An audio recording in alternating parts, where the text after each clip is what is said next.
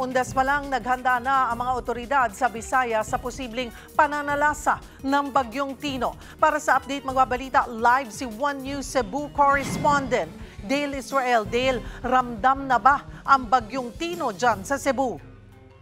Maingod to Cheryl, nagsimula ng umulan kaninang umaga dito sa Cebu City. Ayon sa monitoring natin, malakas na yung ulan sa Camotes Island Group, pati rin sa Bantayan Island, Cebu. Wala pa namang malakas na bugso ng hangin mula kay Severe Tropical Storm Tino dito. Pero bilang pag-iingat sa paparating na bagyo, inutos ni Governor Pamela Baricuatro ang class suspension sa buong province or Cebu Province. Lalo't sa monitoring na pag-asa ay tatahakin ng Typhoon Tino ang probinsya. Sa ngayon kasi, naka-red alert status ang Provincial Disaster Risk Reduction and Management Office. Ang ibig sabihin niyan ay dapat naka-alerto na lahat ng Emergency Operations Centers at Response Clusters. Inatasan din ang lahat ng local government units na magpatupad ng heightened preparedness at agarang isagawa ang preemptive evacuation sa mga lugar na itinuring na high risk sa baha at landslide. Sa Bohol Province naman, Cheryl, suspended na rin lahat ng klase. Inatasan din ng gobernador ang mga DepEd District Supervisors na ihanda ang mga paaralan para posibleng gawing evacuation centers kung kakailanganin.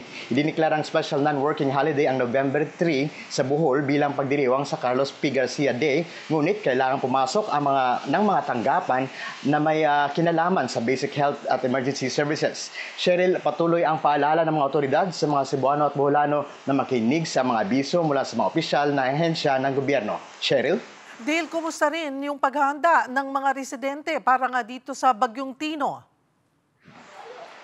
Yung kaninang umaga, Cheryl, ay sinagawa ng mga barangay yung parang rekoreda, yung public announcement sa lahat ng mga komunidad na kailangan ng lumikas, yung mga malapit sa high-risk areas, yung malapit sa Sapa, pati na rin sa malapit sa mga baybayin.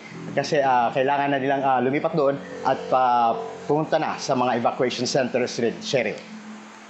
Sakaling maging matindi ang pananalasa ng Bagyong Tino, sapat pa ba ang pondo at resources nga ng Cebu Province? Lalo ngayong hindi pa tuluyang nakakabangon ang Northern Cebu dito sa magnitude 6.9 na lindol noong Setyembre.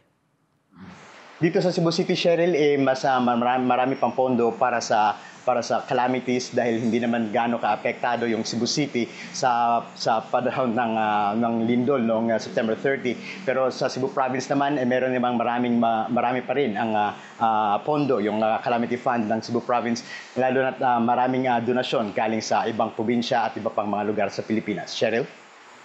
Maraming salamat, Dale Israel.